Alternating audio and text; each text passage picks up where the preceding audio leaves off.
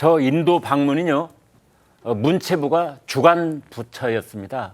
그런데 막상 그 전용기에 문체부 직원은 2명만 탔다는 거고 전체 인원의 64%가 청와대 사람들이었다는 거 아닙니까? 이제 이런 것들이 새로 드러나고 있는 일인데 국민의힘의 배현진 의원은 저것에 대해서 문체부 장관은 바지 사장이었던 셈이다. 이런 얘기까지 했습니다. 대통령 동행도 없이 공군 2호기 이용하고 고가의 기내식 비용을 치르고 뭐 이런 이제 의혹이 불거진 상황에서 당시 전용기에 탑승을 했던 탑승자 명단이 나왔습니다. 그 내용 살펴봅니다. 홍현주 기자. 네, 보통 대통령 순방은 1호기를 꽉 채워서 가는데요. 네. 이때 김정숙 여사 순방 공군 2호기를 이용했고 36명이 수행을 위해서 탑승했다고 합니다. 이 가운데 청와대 관계자가 23명, 64%인 것으로 지금 여당이 확인을 했고요. 문체부에선 단 2명만 탔는데 그게 누구냐면 도종환 당시 문체부 장관과 장관 비서진 1명이었습니다. 문체부 소속 정부대표단은 총 7명이 갔는데 7명 가운데 5명은 민항기를 타고 간 겁니다. 문체부 측에서는 문체부 직원은 사전 준비차 따로 갔다라고 설명을 했지만 여권에서는 이 문체부 예산으로 띄운 전용기가 2억 3천만 원 넘게 들었는데 청와대 직원들만 대거 탑승했다라고 비판을 하고 있습니다. 그렇군요. 어떻게 보면은 이제 청와대에서 전용기를 띄우면서 문체부 직원들은 타지 마. 당신들은 따로 가. 이제 이런 얘기가 오고 갔는지 차후에 확인이 되겠습니다만 인도 방문 당시에 그 정부 대표단 단장은 도종환 장관이었고 예산도요 문체부 예산에서 나갔습니다. 그런데 정작 그 전용기를 꽉 채운 사람들 그리고 그 돈의 대부분을 쓴 사람들은 김정숙 여사와 청와대 사람들이었다. 이제 이렇게 되는 거고 거기에 청와대 전속 요리사까지 그 영부인 순방에 동행을 했다. 이렇게 되는 겁니다. 차재원 교수께요. 네. 자, 이런 건 이제 하나씩 드러나고 있는 상황인데 네. 김정숙 여사가 어떤 반응을 보일지 궁금해요.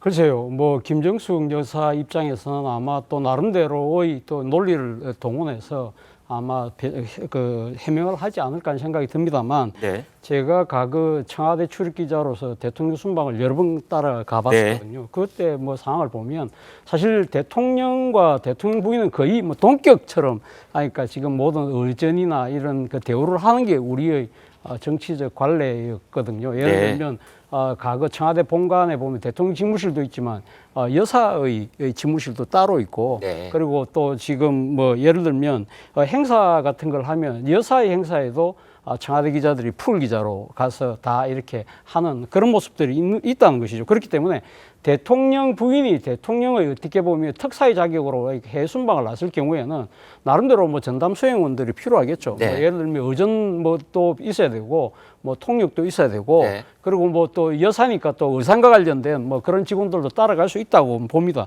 네. 그리고 특히 이번 같은 경우는 지금 한 곳에만 간 것이 아니잖아요. 뉴델리를 거쳤다가 또 허황우 기념식 있는 곳, 그리고 타지마할까지 이렇게 다니다 보니까 아마 전용기가 필요했을 거라는 생각도 듭니다. 만약에 이런 식의 해명도 충분히 뭐 있을 수 있다고는 저는 보지만 그럼에도 불구하고 저는 좀 이해가 안 되는 것은 사실입니다. 과거 이 전례가 한 번 있었잖아요. 그러니까 이 대통령 영부인이 직접 이 해외에 나가서 일종 외교 활동을 한 케이스가 2002년도에 유엔에서 있던 아동 특별총회에서 기조연설을 하러 당시 이호 여사가 갔었거든요. 네. 그런데 이호 여사는 그때 단촐한 수행원으로 제가 알고 있습니다. 그리고 또 하나는 민항기를 타고 갔다는 것이죠. 물론 뉴욕이라는 한 곳에 가기 때문에 그런 측면도 분명히 있었겠습니다만 그럼에도 불구하고 이번과 너무 대비가 된다. 그리고 당시 이호 여사의 이때 행사에서는요. 정부 대표단의 수석 대표가 이호 여사였어요. 근데 이번 같은 경우는 지금 이 대표단 단장이 도종환 단장이고 그 김정숙 여사 같은 경우는 특별 수행원이었다. 네. 이런 것들을 생각해 본다고 한다면 아까 앵커께서 말씀하신 대로 추격 전도라는 이 비판이 상당히 나름대로 일리가 있지 않나 하는 생각이 듭니다. 네.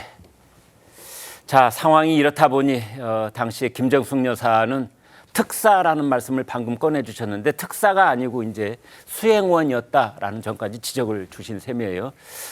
국민의힘에서는 이제 김정숙 여사 일행이 대통령 전용기를 이용하기 위해 문체부 장관을 바지 사장으로 앉혔다. 뭐 이런 얘기가 나오는 겁니다. 아마 이런 사정을 제일 잘 알고 있는 사람은 지금 문화체육관광부 그 실무 책임자들, 국실장들은 아마 지금 답답한 마음을 이렇게 치고 있을지도 모릅니다. 아유, 정말 그때의 진실을 내가 제일 소상하게 알고 있는데 다 말할 수는 없고 뭐 이런 상황일지도 모르는데요.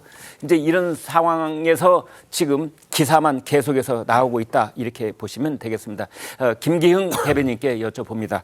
자, 그렇다면은 도종환 전 장관 입장에서는 체면을 아주 구긴 셈이에요 지금. 네. 사실 어떻게 보면 그 문체부 장관을 바지 사장으로 넣고 본인을 끼워넣게 한 그런 사례인 것 같은데요. 사실 예.